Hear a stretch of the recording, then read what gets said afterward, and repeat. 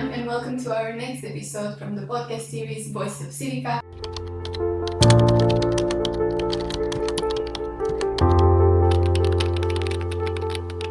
I'm here today at the National University of Political Studies and Public Administration with our special guest, Assistant Professor Iulian Matache. Thank you for being here today. Thank you for the invitation. Let's hope we are going to have a nice conversation today. Firstly, I would like to kindly ask you to let our audiences know about your various roles here at SNSPA and also about your area of research. First thing first, I'm an assistant professor here since 2024, I think. And I'm also an CIVICA expert in the Faculty of Public Administration. So these are my main two roles here, but both roles have quite ramification in a lot of smaller activities that we can definitely discuss today. And about your area of research, a few words? I have a PhD in political science, mainly in the part of educational policies, where I speak a lot about massification of higher education and especially how the higher education developed in Romania after 1989. So after the communist regime fell off and a lot of things changed in this country. Yes, so for the first part of this little conversation, I would like to ask you a bit more on your topic of research. And my first question would be, seeing as your area of study is massification of higher education, for someone who has never heard about this concept before, how would you describe it? It's pretty tough to describe it, even if it is the main concept of the thesis, because in theory, massification means that higher education becomes more and more accessible for a lot of people. So it becomes a mass thing, not an elite thing. And for Romania, the case was that after the fall of the communist regime in 1989, a lot of universities developed here in the country. And things changed a lot, both institutionally and socially. So massification became the idea that a lot of people started to have an higher education degree. So this is the big picture, let's say. Yes, so on the topic of Eastern Europe and Romania, do you see some differences in the story of this region regarding higher education compared to maybe Western Europe?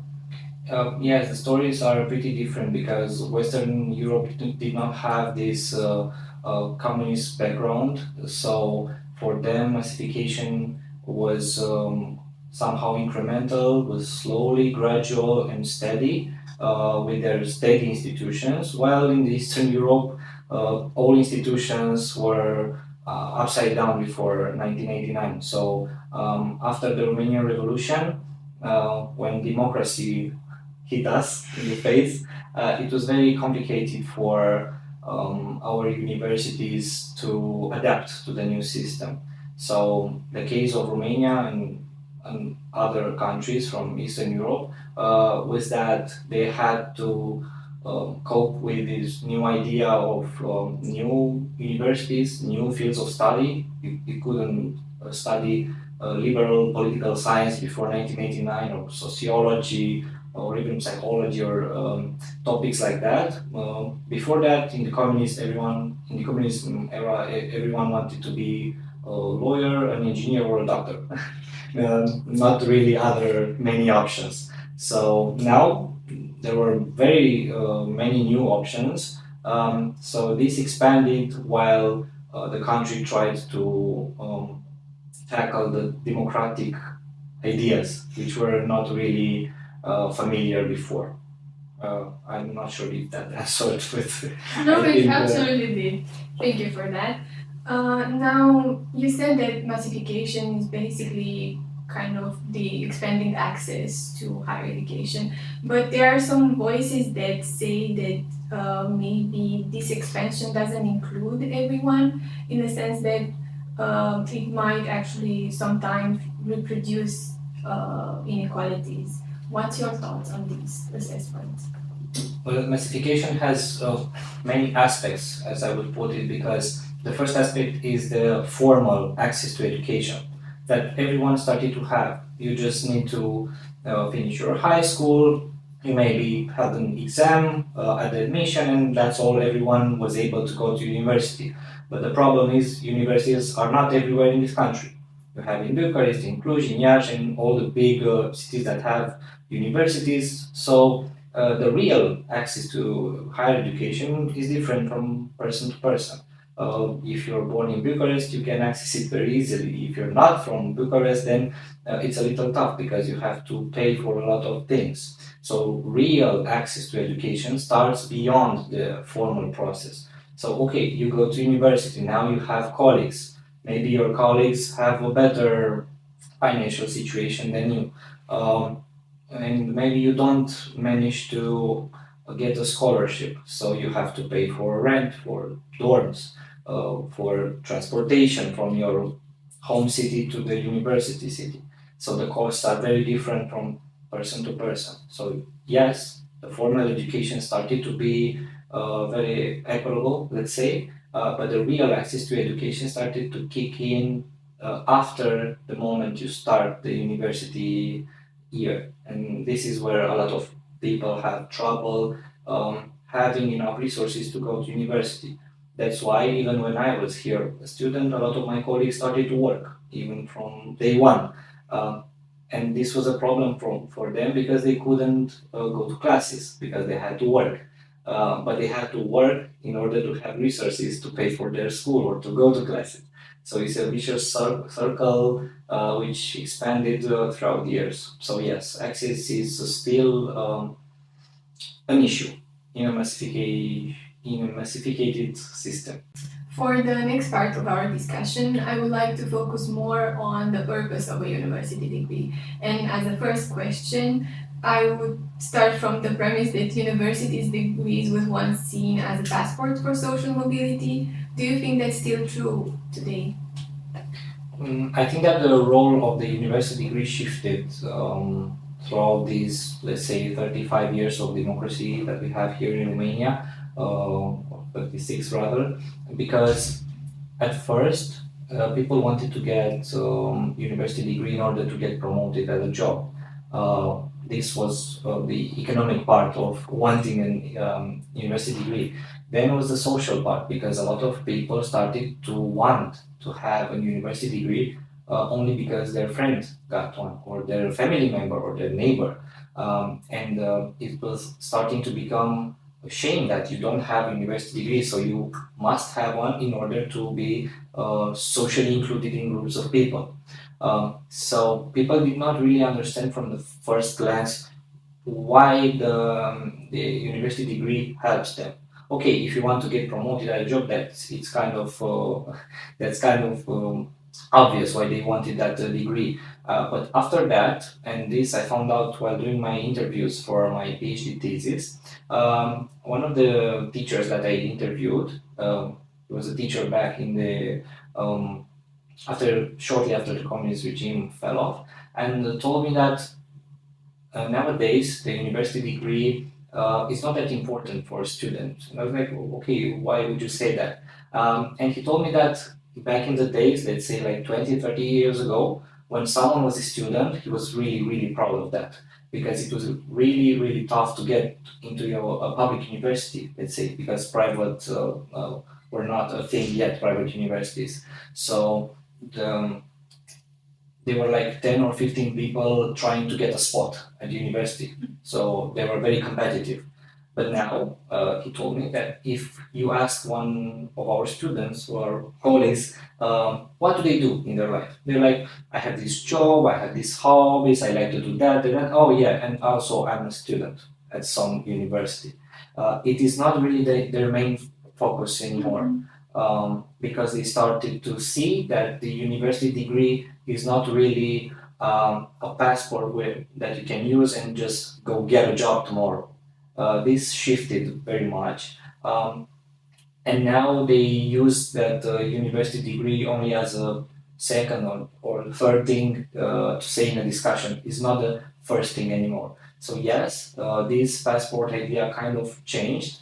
It is not that cool, let's put it that way, anymore to have a university degree. But it sure helps and has its own value. I don't want to say that it does not have value, because it does, but it's not the same value for all the people. Some people just wanted to feel equally citizen with other citizens from their society.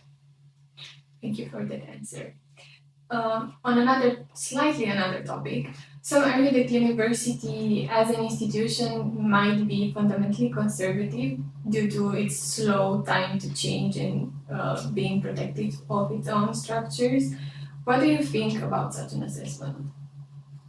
I think it's half true, because first thing first, yes, universities are a place where you can develop and learn new things, and is always open to new technologies, to new ideas. Is kind of the basic role of the university to produce knowledge. But at the same time, in order to maintain their quality and their standards, they have to be kind of conservative. Um, Regarding their staff, their people, their curricula. It's very tough to, if you change things rather quickly, I think it might be kind of, let's say, dangerous for them, that they may lose some credibility or some standards, and they will not be seen as traditionally involved as up until this moment. So yes, I think their role needs to keep up, needs to be in some way to keep up with new changes in the society and to, of course, develop them. But if they do uh, change things very fast, I think there may be some problems for them, and that's why I think you don't see universities changing paths so often and so quickly. Yes. You have mentioned the role of universities, and my question would be, do you think we can still talk about universities as defenders of open debate? Yes, I think we can speak about that, and for me, this is one of the primary roles of a university. So for me, a university is a space, a safe space where you can go and, um, let's say, I think a university, one of the primary roles of the universities is that of an open space for debates. And I have an example in this manner. One of my former students from a few years ago proposed at one of the seminars that we should do a debate. And I'm always intrigued about debates because I think they are interesting. A lot of students have different opinions on different topics, and I think it's very important that in the university they can express these opinions, but of course, in a very civilized, let's say, manner, in order not to offend anyone or not to say anything wrong that would harm the other colleagues. So this student was like, okay, I propose to do this debate. We were like at a political science seminar, and we were talking about the recent elections in Romania that were in the meantime cancelled from 2 years ago. And he was like, okay, we have man and a woman in the final for the presidential. Let's do a debate. Let's see who is the better candidate. And I was like, okay, sure, it sounds like a great idea. So there were two teams, and one of the teams that's, let's say, put up some arguments for the lady that wanted to become the president, and then it was this student who proposed this. And after he heard the arguments of the other team, he became quite angry, let's say, at his colleagues. And I was like, okay, what is this? Why are you becoming so defensive, or what is going on? He was actually very biased in some way, and I tried to explain to him that we are all biased in our heads, and we don't have to pretend that we're not. But in the sense that we are discussing this in a university, in a moderated debate, we have to have some boundaries, some limits that we should not cross. So yes, I think universities must be this open space for debates, but it is very important the way that the debates are being organized and how are they being treated, because if they're not taken very serious, things might get a little too personal, too subjective, and I think we should try to limit ourselves when we discuss with other people and trying only to put up our arguments and not to personally harm each other. Okay, for nothing in that way happened. They were like just some small talks, but everything ended up well. As it usually does. Yes. I'm gonna link the presidential elections that you mentioned with my next question, which is on disinformation, and we know how the links to that particular election. But disinformation is one of the defining challenges of our time. Do you think universities are equally equipped to respond to it, and are they equipped to further provide their students with the necessary knowledge to combat it? I think they are well equipped, but this is very difficult to say because of the recent times of, let's say, AI and all the digital transformations. Is because yes, universities, I think they managed to tackle the problem of disinformation amongst their students, let's say, because we try to teach the students how to critically think, how to search for multiple sources before being convinced of something. But things scale so quickly, especially when we talk about presidential times or presidential elections or any elections whatsoever, because this is the time period where everyone posts, especially on internet, and try to be as likable as possible to gain votes. And this is where our students have, let's say, a problem, because they come to university and they debate at school and they see that things are not really black and white all the time. It's always different shades of gray in this idea, and they go home at their parents and they tell me at the seminars, oh, I went home and I discussed with my parents and I asked them, who will you vote? And they were like, I just saw some guy on TikTok and I will vote for him. And the student realizes that this is not really the rational way to choose a candidate for the presidential election or for the parliamentary elections, let's say. And I think it's quite important that they realize, even from the first year here in USD or the second year, that you need to be informed all the time. And information is not something that you have today and then tomorrow you can relax because, yes, I got informed some while time ago. You need to keep up with the times and all the information. And if you just take a break, then all the new information will hit you, and I think it will be very difficult to sort them, which are real, which are not. And here is where the disinformation factor kick in. So the advice would be for us to remain as informed as we can. Yes, of course, and as we teach our students to try to inform themselves from different sources, because nowadays I think that independent journalism is one of the most important pillars that exist in society. So a group of journalists that are paid only from the contributions of from the people that read their newspaper or their publications, really try to do something good for the society. And when you switch on the TV and you see that a lot of, let's say, TV posts, they tend to favor one candidate or another, things are getting pretty difficult to sort in terms of who is cheering for whom. Yes, now to move on to another topic of our discussion, which is European identity and student mobility. So my first question would be, how do you see the influence of these cross-border student experiences such as Erasmus in regards to shaping European identity? I think that Erasmus experiences are great, especially because I talked with a lot of students about their experiences in Erasmus, personally, I've never been in a long Erasmus experience, and this is quite sad, I would say, because I always wanted to.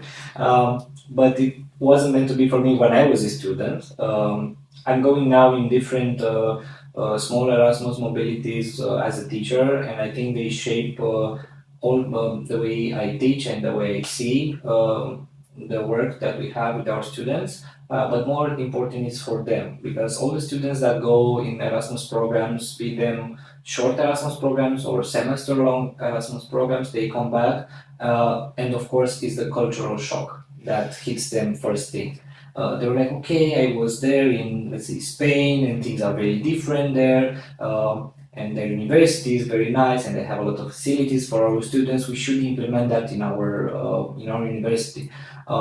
And this is, I think, an important idea, that we can borrow some ideas, some successful ideas that we saw in other universities. And here I have a personal example. I visited a few years ago University of Reykjavik through an Erasmus program, and there they have, in the library of the university, they have a very big wooden chess table. It was very, very beautiful. And I asked the professor there, are any students coming to play chess nowadays, because it's not really a popular sport?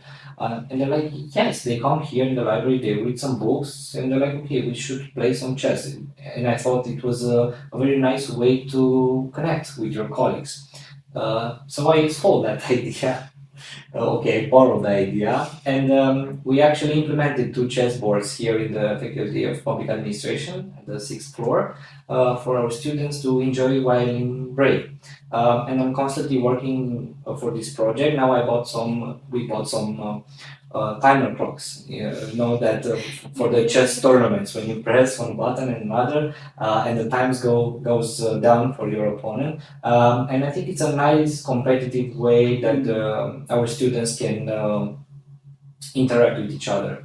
They get the real experience of playing chess. Yes, they kind of do, because it is not really something that they usually do in their day-to-day life.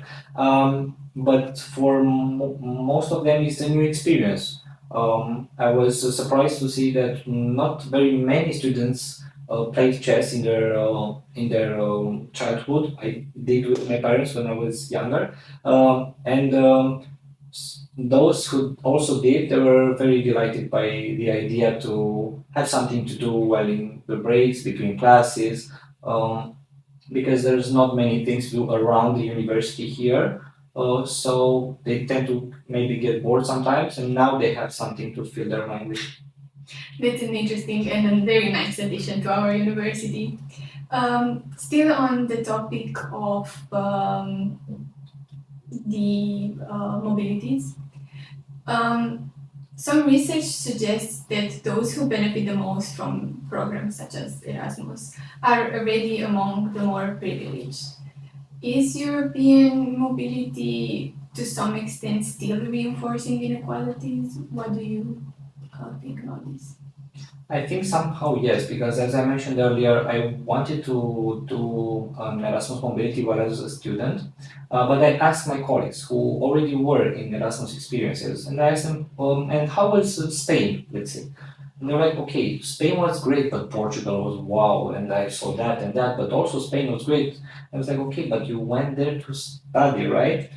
And they told me, yes, we had this monthly payment to in order to pay for the rent there, and all the things that they needed for the university, but also they had a small help from home, from their parents. And I researched a bit this situation, and I found out that yes, they had this Erasmus grant, which is great, of course, but a lot of our students also want to enjoy the city, the country, and they get all the help that they can in order to visit as much as possible and to see the culture, which of course is very nice. But on the other hand, for me, as a student that did not have that many financial possibilities, it sounded something very difficult for me. And I thought to myself, okay, I can't really go there and stay locked in my room and learn for 6 months, because I can't really afford doing a lot of things extra school. So that kind of demotivated me. But I don't want to throw a bad image on that, because we also have a lot of students that manage to use that grant very successfully in order to enrich their studies and also visit and do all the other things. So to answer your question, yes, I think that it is not really needed to have a lot of help from outside, let's say from home, some extra money, but it definitely helps your morale, your let's say mindset when you go there, and you feel like you have a safety net that you can always rely to when in difficult times. So yes, I think it helps a lot to be in a good financial situation, and this might motivate people and students that are not really doing that great on this part to maybe not go in the Erasmus mobilities and just leave it for another year or postpone it for a later, better time for them. Yes, which might be a bit unfortunate. But now to change to another international alliance this time, you work as a Civica expert at SNSPA. For someone who hasn't heard about Civica, how would you describe it to them? Okay, I think Civica becomes more and more relevant because of the projects that happen inside of Civica. I work in some of them, and these are more familiar to me. I work in many work packages among Civica, and as an assistant manager of Civica and Civica expert, I tend to do a lot of activities with the students. So I've been involved in European Week. I've been involved in honor seminars, which is this event dedicated for master students, and it happens once a year in June. And we send a few students at other universities, and they send them to us, and they will stay a few days in Bucharest and have some classes and some extra activities. And I think it's a very great way to connect the students among Civica. So what I think Civica does best is creating these relations between students that last for a long time. Because once you spend a few days, maybe weeks, with in classes with students from other universities, you can see their culture, you can see their approach to higher education, and this might change your mindset from now on, because you also see how they do it in other systems, and you can take what is good, of course, from that. When it comes to internationalization and them coming to us and us sending our students to them, um, I think that a lot of students connect best when doing extra activities. Of course, classes are important and are very interesting, but after classes, the way they connect to each other, they get to know each other, and then spend some time, let's say, grabbing a drink outside, or discussing their hobbies and their, I don't know, maybe political perspectives upon life. This opens up a lot of new subjects for them, and they try to keep connected even after the event is over. So what I think is going on very well in Civica is the way it connects both universities institutionally and, of course, the students from academic and social perspective. So, seeing as you have already mentioned the benefits of Civica, I would also like to ask you if there are any challenges you saw in the collaboration within Civica. Hmm. I need to think a bit, but maybe one of the challenges is the difference between our institutions, the way we are built. SNSP is not that big of a university as in number of students compared to, let's say, SNSPA, who is way larger than us. So it organizes differently, the departments work differently. So I think that the challenge might be finding the proper person to connect with from the other universities who does the maybe a similar thing as you do, because it's quite difficult to figure out at first who and what does and in which department and who should I call when I need something. So maybe this the way that institutions are built, it's quite different from university to university. I understand. Now, for the last part of our interview, I would like to talk to you about the future of higher education. And as a first question, obviously it's linked to a pretty popular topic, I would say, right now, which is artificial intelligence. And my question is actually, what does artificial intelligence means for how we will teach in the future students and maybe even how we assess students? Okay, I'm not an expert in terms of technological developments, but I do see how our students are using artificial intelligence, and I think that universities will shift the way they approach assessment and evaluation in the following years, because a lot of our assessments are, let's say, essays, a lot of texts that students have to write, and nowadays they don't have real incentives to do them by their own. They can just type a proper prompt to an AI chatbot, and let's say ChatGPT will get them the perfect text they need with the, let's say, sometimes decent sources that they have to of course check, because AI invents a lot of things only to make you satisfied as a customer, let's say. And now the things that I think we are trying to implement right now at SNSPA is having, let's say, more face-to-face exams, so live discussions with our students at the end of the semester instead of a paper that they should submit, because there is no problem in them using the AI. So as I see this, let's say, issue, we don't have to demonize students who are using AI, because everyone is using AI. We are using AI, so it should be, I think, stupid from us to say, okay, students, you should not use AI. Of course, we encourage them to use it, but as a tool, so as something to help them get to their goals, not to replace their goals. So I think these things will shift in the following years, especially the bachelor exam at the end of the third year. They have to do these small theses of 50 to 60 pages. Of course, they are very stimulated to use AI because it's easier to tell a software to make the work that you would do in a few hours. And this is where universities should try to tackle the issue. And the issue here not being that students are using AI, but how they use it, because they tend to process information through the chatbot, and they will present the information as it was their own ideas.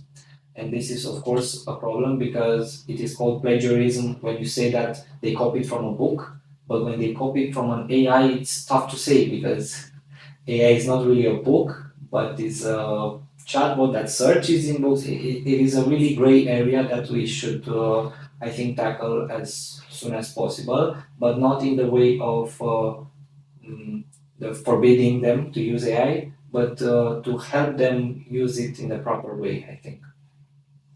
So, what I gather to some extent is that critical thinking should be a priority. And my question regarding to this is, what responsibility do universities have in building the kind of critical thinking that we need to make sense of the world around us? I think the university role is critical in this part, but unfortunately, not every student that we teach and we build here in the university will be will be full of critical thinking after finishing our studies, because of course they have their own ideas, their own perspectives, and one thing that I think is very relevant when we speak about critical thinking is that in order to have critical thinking, you need to do some deep research into some subjects, and I think this is an issue nowadays because no one really feel like they want to do a deep research on anything because of the attention span. Um, Nowadays, young people, and not only the young people, I think, so this is not really an information, this is an opinion, they tend to not really pay attention to things. The second they get bored, they take out their phone and they try to access the closest dopamine source they can find, some reels on Instagram or something. So this is a big problem because the second they get bored, they can stand with that boredom, so they try to fill it with something. And of course, doing research is not the most fun thing you can do in your life. So at one point, you will maybe feel tired or bored, and then you will switch to other activity like doom scrolling on your phone. And as I saw some researches, when you switch from one to another, you feel like it's a quick change, but for your brain, for your mind, is not really that um, easy to adapt to a new activity. So even if for you it seems easy to switch from your phone to your work and then back to your phone, for your brain, it's a small lag between the activities. So this, as I saw in the scientific articles, this is tiring our mind and makes us work tougher than before. For my next question, if you could redesign one thing about higher education in Romania, just one concrete thing, what would it be and why? It might sound like a hot topic, but it's all about financing. The way that financing works in Romania is that, according to the law, the Ministry of Education should have like 6% of the GDP per year for funding, and the reality is that we are at half of that. So, to be really honest, it's hard to redesign something that is dysfunctional. So in order to have a system to be redesigned, we need to have a complete system first. So if there is one thing that I would encourage is the political spectrum to think more of the advantages that brings in a country, educate an educated population, and to try to invest as much as possible in the future of people, because the future of people will redesign the future of the country. Still focusing on the students, I would like to ask you, what would you say to a student who is passionate about ideas of research, but is somewhat hesitant due to the uncertainty that this might come with? Yes, I think the uncertainty is, let's say, a big problem because you think of, okay, I have these ideas, but it's pretty tough to put them into application and then go to a conference and present my ideas. But after you gain some experiences, be them national or international, with presenting your ideas, trying to do a research, to publish maybe a scientific paper, you will see the results. You will see that you will connect with a lot of people with similar ideas of yours, and together you can do very productive and nice things. And now for the last question, which I also wanted to end on a more positive note. What's one piece of advice you'd give to a student today who wants to make the most of the European higher education? I would advise them to do opposite of what I did. So not think of the European mobilities in a conservative way as I did. I was like, okay, maybe it is not the time for me right now. I want to stick to my family, to my friends, to be so far from everyone for a few months might be difficult for me. And these small steps behind made me to never go to Erasmus mobility while I was still a student. And as I see our students nowadays, they gain the full experience going to Erasmus even for their first bachelor year or the second.